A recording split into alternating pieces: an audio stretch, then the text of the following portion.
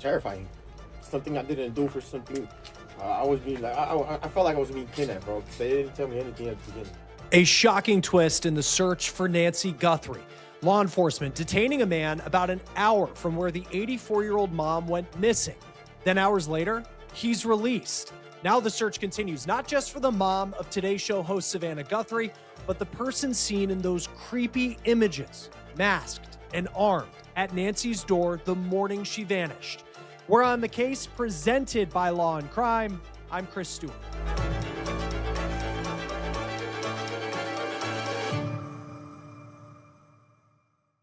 Well, for a moment overnight, you felt like law enforcement had taken a major step towards solving the case that has the country on edge. They held me against my will. They didn't read me my rights until 2 hours later. Okay? You know what I mean? My wrist is all swollen. From the handcuffs. Like, and did you have any idea no, that this was about no. him? And do you know who Nancy Guthrie no. is?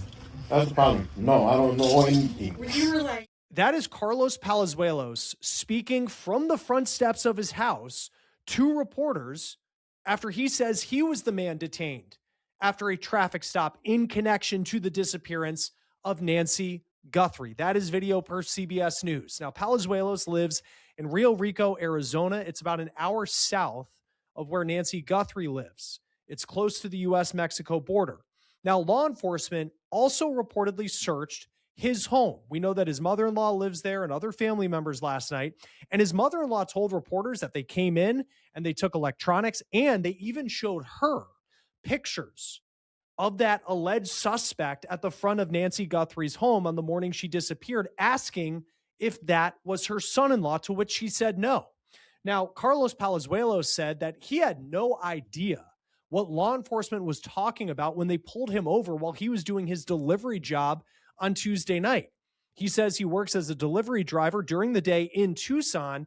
So he suggested possibly he delivered a package to Nancy Guthrie's house at some point, and that's why authorities maybe zeroed in on him for questioning. But he also claims he has no idea who Nancy Guthrie is or Savannah Guthrie, and he had no idea that this was going on until last night. And did you have any idea no. that this was about him? No. And do you know who Nancy Guthrie No. is? That's the problem. No, I don't know anything. You were like, where is this coming from? How did they come up on you? I don't know. Like, what, were you just driving around? Yeah, working. Yeah, they said you were delivering DoorDash? Yeah, this. Oh. How'd they pull up on you? Like, Nah, I pulled up with them. They were following me. Yeah, they were following me. Miranda. This is Santa Cruz County, and Miranda was down here. It's like, come on, 2 and 2. and so then when they came up on you, what did they say? Like, what did they say? Nothing. Literally nothing. They just told me, stop moving. Like, what's your name? Carlos. And that's it. They put me in the cop car. You gotta wait like 2 hours. I waited like 2 hours until the detectives came here and everything. Oh my God. And when they finally told you this had to do with some kidnapping, like, what were you thinking? Like, what the f*** am I doing here? I didn't do anything. To be honest, like, I'm innocent. And you don't even know who the lady is? Do you know who Savannah Guthrie is? No. I don't follow the news. Right. I don't. Law enforcement never called the person that they detained a suspect or even used the term person of interest. They just said a subject was detained for questioning. It is unclear how Carlos got on the radar of law enforcement, and it's also unclear what type of evidence that law enforcement have or thought they had on him. And then it's also unclear the type of evidence they showed to get probable cause to be able to get the search warrant signed off by a judge so they could search his house in the first place. A very important tool that we use here at Law&Crime, Truth Finder, helps us search public records for our stories, including this one. Truth Finder saves us research time so we can focus on reporting crime, not paperwork. Now, you can use Truth Finder as well. You type in a name, you can find addresses, criminal history, and more. It is our go-to tool for checks, and it's one of the largest search services in the United States. With a subscription, you get unlimited confidential searches to check on new neighbors. You can vet people you meet online or find someone that you want to reconnect with. You can even look up registered sex offenders nearby or do a background search on yourself. Stay informed, stay safe. Check public records with Truth Finder now at truthfinder.com/OTC. Now, Carlos's mother-in-law told media outlets that members of law enforcement entered her home. They actually, according to Carlos, kicked the door down. And then they show her these pictures that were released by the FBI yesterday of this possible suspect in Nancy Guthrie's case. This person that's being described as an armed individual, you can see that they have what appears to be a gun, and they're wearing this mask, and they're seen on camera approaching Nancy Guthrie's house. Then they seem like at that point, they just realize that there's a doorbell camera there, and maybe they weren't prepared for that, but they're not deterred. They look around, they don't seem that flustered, and then they decide to grab flowers or weeds and pick those up to try and block the doorbell camera that spotted them. Now, the individual's face is covered, but there are some clues that we can really take away from the mask that they're wearing, because it's a ski mask, but it is somewhat revealing. Like around the mouth, you can see that there appears to be facial hair. And then the eye holes, those appear large enough where you can get a good look at what their eyes look like and kind of piece that together. And you can get a good look at their eyebrows. Now, all that law enforcement has said as far as what happened to Carlos last night is that they detained a person for questioning. That's it. It's unclear if they truly believe that Carlos is still the man who was seen in those images. It's also unclear if they consider this man to be connected to this case anymore now that he's been released. Now, it's important to mention that we don't know if law enforcement is looking for one person or more people in connection to this case. And we're still monitoring the news related to that Bitcoin account that was linked to the alleged ransom notes sent to media outlets like TMZ and then 2 local television stations in Tucson. Overnight, K-Gun TV, and this was a big development that we were following, they reported that $300 was placed into the Bitcoin wallet that was linked to those alleged ransom notes. Now, the interesting thing is, for as difficult as it may be to track Bitcoin, and that's why you do see criminals, we've been told by experts in a lot of cases, to use Bitcoin for whatever reason, like money laundering, for example. It is interesting that you are able to see the account, the wallet that was linked to those alleged ransom notes. TMZ reported that they were seeing activity in it, and then you have the local TV station confirming that. Now, the $300, though, that raises some questions. It's obviously significantly less than the $6 million ransom number that K-Gun previously reported. Law enforcement hasn't confirmed that activity, and it's also unclear who put the money in the account. I mean, I hope they get the suspect, because I'm not it. They better do their job and find the suspect that did it so they can clear my name, and I'm done. Look at what I'm putting my family through. You're on national news now. Not just them, even my parents in Tucson. Now, we know the FBI's elite hostage rescue team is in Arizona, and we also know that a Pima County SWAT team was sent out last night in connection to the case. All of this according to media reports. Now, as far as Carlos, he said the authorities broke his door down. They searched his home. So clearly this was not just some casual search or the consensual type of search that we saw, for example, at Annie Guthrie's house over the weekend. Now, back in Tucson, as all of this was developing last night, we saw FBI agents searching the neighborhood of Annie Guthrie. She is Nancy's oldest daughter, and Nancy was at her home for dinner the night that she vanished. A family member drove Nancy home after dinner to her house where she lives alone. Of course, the sheriff won't say which family member drove Nancy home. But hours after she was dropped off, then you have that masked suspect, allegedly armed, arriving at her door. And that is when this scary story began. Now, with this search continuing at this hour, once again, I do want to put the numbers up on the screen that you can call if you have any information related to the disappearance of Nancy Guthrie. The FBI is offering a $50,000 reward for information leading to not only finding her, but the arrest of those allegedly responsible. There have been billboards placed in cities across the Southwest in hopes that someone will see Nancy Guthrie's face, and it may just be that clue that can break this case wide open. You can contact the Pima County Sheriff Department at 520-351-4900, and then you can contact the FBI. 1-800-CALL-FBI is the number, or you can go to tips.fbi.gov. You can remain anonymous. Joining us now to talk more about this case is retired homicide detective Phil Waters. Thank you, as always, for being with us here on Law and Crime. It's just such a fascinating scene where you have this person who was detained last night, and then he's trying to clear his name, he says, on his front steps, talking to the media, saying that he has nothing to do with this. He doesn't even know who Nancy or Savannah Guthrie, who they actually are. What did you take away from just that development that came in overnight? Well, thanks for having me, Chris. I will tell you that the detectives, the FBI, don't just randomly decide they're going to go execute a search warrant. They have to have probable cause to get a judge to sign the search warrant in order to execute it. So whatever the affidavit contained that linked this person to the investigation satisfied the judge. He signed off on the search warrant. And in order for, and this is done a lot, in order to keep from anyone being hurt, injured in any way in the execution of the search warrant, they brought in the assets that they needed to execute it, and they took him down in a traffic stop and detained him.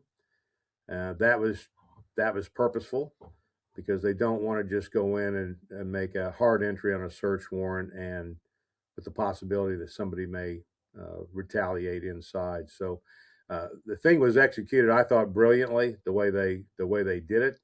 Of course, the person involved, there had to be some kind of link from him to that scene, to this investigation. They didn't just arbitrarily pick out this guy and say, "Now let's go run a search warrant on the delivery guy in Tucson's residence." So there's a backstory here, as there always is, that we are not aware of, and they are, and we're hopeful that they obtain some evidence inside as a result of the search warrants. What is typically, because I know he had suggested that because he's a delivery driver in Tucson, he was like, oh, maybe I delivered a package to Nancy Guthrie's house, and that's why he's being linked to this case. But yeah, like they had something, like there was something there, and I'm not saying that he's involved in any way, but it's like the judge signed off and looked at probable cause and said, okay, you can go in and search the house. Typically, what is the bar that you need to reach? How high is that bar of the evidence that you have to show a judge to get that signature? Well, of course, it depends on the investigation, but you've got to have, again, you've got to have probable cause. You have to have some evidentiary reason why you want this search warrant on this individual's residence, and excuse me, and in naming this individual. So we don't know what that is. We haven't seen the affidavits. The affidavits have not been released. I am curious as to what that probable cause contains, but there is something there, again, that satisfied the judge. Now, remember, I've run, I don't know how, hundreds of search warrants. There have been a couple of times where the judge has said, I need a little bit more here, that I will sign this. And then you go back and you work harder, and you try to bring into it that one quality that the judge is asking for, and get that search warrant signed. So I've never had a search warrant rejected, just full out. Maybe a couple, like I said, that the judge needed a little bit more. And that goes with arrest warrants as well, the same criteria. So you have to have they call it the four corners of the search warrant. And once those are satisfied, then the judge signs off on it, and the search warrant is executed.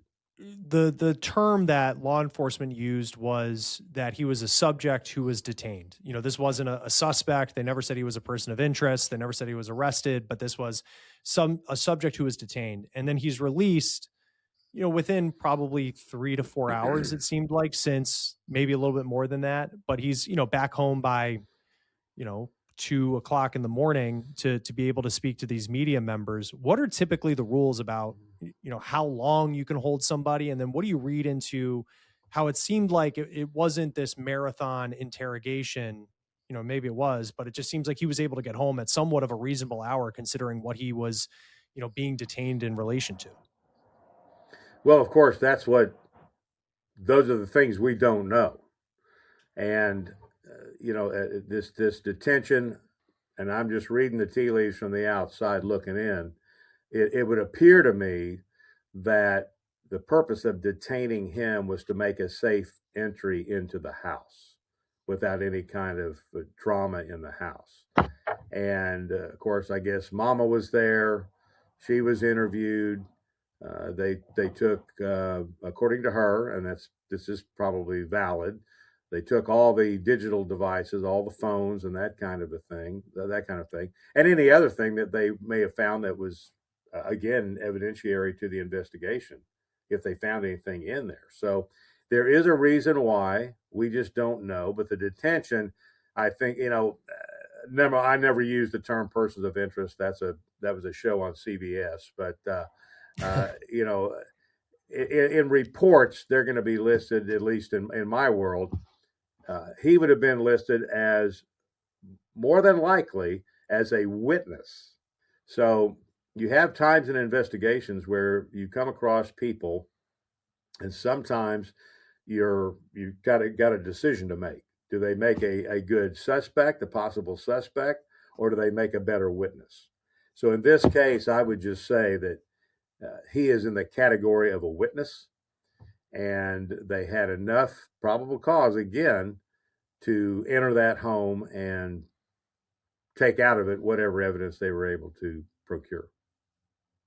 When you look at the images that were released by the FBI yesterday of this person on the front steps of Nancy Guthrie's home in the early hours of February 1st, what stood out to you just reading the body language, reading what they were wearing? It was interesting, to say the least. I think the first thing that's noticeable are just in terms of his person, were the eyes. There's no question the eyes are very significant. And then it appeared he had a mustache, appeared he had a little facial hair here, below his lower lip. The ski mask didn't cover those kinds of things, which would indicate it's a male. And it looked like either white or Latino. And the clothing was interesting. I thought and I had a case where a similar thing was done, where it appeared to me that there were layers of clothing. So the jacket, because he looked kind of bulked up, but then it looked kind of soft, if you know what I mean. It didn't look like we're getting the one jacket against a body.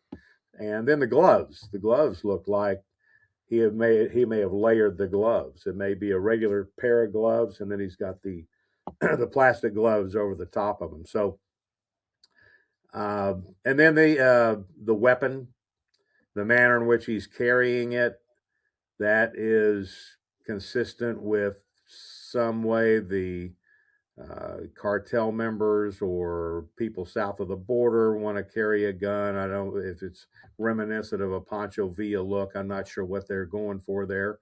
I certainly wouldn't put my pistol in that particular area of my body. There's no telling what might happen. Right. But and he's armed. I guess that's the most significant thing there. He is armed.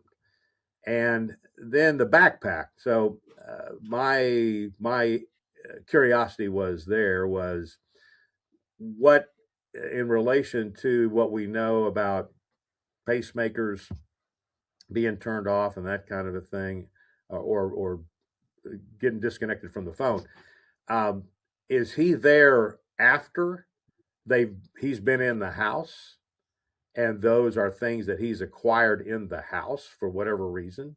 Because that looked soft as well. Didn't look like you had implements of some kind, tools, that kind of a thing. So very curious. And then when he realizes there's a camera there, he's walking up and he's got his head down, but I don't get the sense that he's trying to keep his head down because of the camera, because he walks right up and sticks his face right in front of it. So yeah, it looked to me like it was very dark. It's very dark in that area. And it looked to me like he was kind of pacing himself, walking up the walk to make sure he doesn't stumble, because that's a paved stone kind of a setup there. And then when he gets onto the porch into the entryway, he looks to the left like he's looking at something. Then he looks up and he's got you realize there's the camera, and then this business about going over and pulling up some flowers or shrubs or something to what he's going to do. That was just very odd behavior through that whole episode. The flower part of it was just bizarre and the whole thing, I mean, terrifying. But the bizarre part was like the camera already saw your face. Like he looked at it. Yeah. And then he turns around and then he's like holding up these flowers, and you're like, it just doesn't make a lot of sense. The thing that stood out to me too was it didn't seem like he was prepared for there to be a door camera. Like we've heard over the last couple of weeks, or the last week or so, that this has been going on, that this person, it seems like they were prepared, and you can see what they're wearing, that they, that looks like there was the intent here. But then at the same time, it's like he didn't bring tools with him for a Ring or a Nest camera being there. And it's like he has this moment where he looks around and he just grabs flowers, which was just really, really bizarre. I don't know if I've ever seen that before. Well, no, that you're right. You're right, Chris. And again, I'd like to know the context in which this is happening. Is this before he's been in the house, or is it after?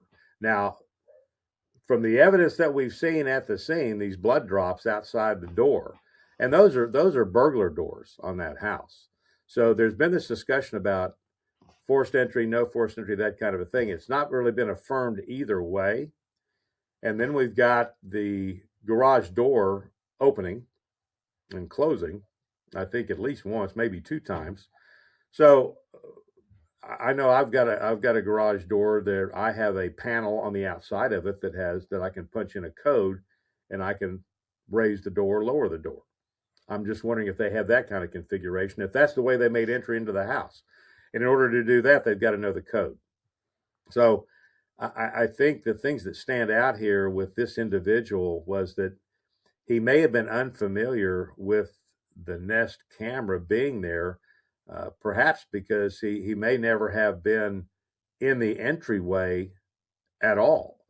So you're kind of wondering what is he doing? Why is he even there in that area? Because he's not, unless he's got a blowtorch of some kind, it doesn't look like he's going to make entry through that door, through that burglary door. So yeah, it's just the behavior is odd.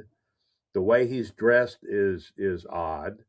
And, but that's the guy that's there. Somebody's there. And it's later on, if we follow the evidence with the blood drops, that they have come back and said the DNA belongs to Ms. Guthrie. Well, they had to come through that door. So they unlocked the door from the inside and brought her out that way. And then the blood drops go on out to the driveway. So, you follow the evidence in these things, and I'm sure there's a lot we don't know, of course, a lot of answers that have come about as a result of the investigation for the detectives and the Bureau and the agents. So it's a very interesting, from the perspective of a homicide cop, very interesting investigation. I was talking to a friend of mine last night who's a kind of a partner in crime with me, an retired FBI agent. And we were both talking about, man, we wish we were there. That this is one of these career cases. So very interesting, very interesting. Yeah, it's one where you're just, I don't know how this is going to play out. Like even at this point, I know people can speculate, but it just feels like now day 11, it's like, where is this case going to go next? What do you make of, and it can be unfair, and I'm sure for law enforcement, it's incredibly annoying that every single time, and I, as a member of the media, and I'm all for media access, but it's like this very odd scene outside of Annie Guthrie's home and Nancy's home, where it's like you have reporters there who are just following law enforcement around and kind of reporting in the moment of like 2 deputies that showed up here, 3 deputies that showed up here. They're going house to house. And like, we're seeing these different searches. What do you make of the searches that still seem to be happening in the neighborhoods of Nancy Guthrie, but then also Annie Guthrie, which I know that's where Nancy was before she went home the night that she vanished? Well, I would just say this about that. This is what the media does. I dealt with them in the course of my career. I had a very good relationship with our media people, and and I tended to use them to my advantage. And you build up a trust. Now, in this kind of a circus environment here with the media and this TMZ stuff and all that, the law enforcement is not going to go out there and satisfy the media's craving for some kind of new information. They're not going to do something that's going to compromise the investigation, and especially an investigation like this that has become very complicated. It looks like, in my opinion, this ransom note business, I think that was a criminal entrepreneur who took advantage of a bad situation and tried to extort $6 million out of Savannah Guthrie's family. So, and I may be completely wrong about that, but I think one is separate from the other. And, but working it as a kidnapping brings the FBI into it. Every kidnapping that I worked, the FBI is always there as an asset. They bring resources that local agencies do not have. And we're seeing that played out here with the examination of the Nest, the cameras, and Google on board, helping them out and those kinds of things. And it takes time. It takes time. And going back and either executing consents to search on Annie's property or other properties, or going back and executing search warrants, those kind of things. These things take time, and I have to believe, having conducted these kind of investigations, they're receiving some kind of information that's taking them back to these different areas. When they first came back to the original scene, that first time, the agents wanted to come back, the FBI wanted to come back, and they looked to me like they were doing more of an exterior search of the perimeter around the property, and then they brought a dog with them. So that dog, I would imagine, was a cadaver dog. And then you've had them come back, and you've seen them probing in the septic system and that kind of thing. So as they're getting tips, as they're getting a variety of leads, as they're getting evidence that's leading them to where they need to be, they're doing their due diligence to go out there and see that those things are conducted. And then the media is going to get what they give the media, and they can run around with their hair on fire and all that good stuff. And it gets to a point where the media is just talking to be talking. And look, I've been there.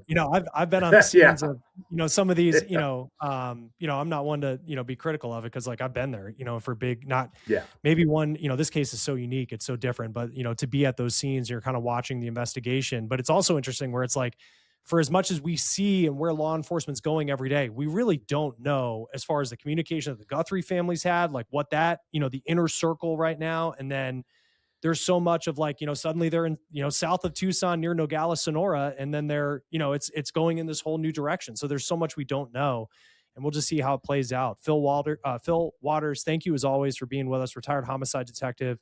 Great insight on this case. Just hope that they can find Nancy Guthrie and still have a happy ending at this point. Yeah, let's keep that Guthrie family in our prayers for sure. If you have information on where Nancy Guthrie is, you can contact the Pima County Sheriff's Department at 520-351-4900. You can also contact the FBI. 1-800-CALL-FBI is the number.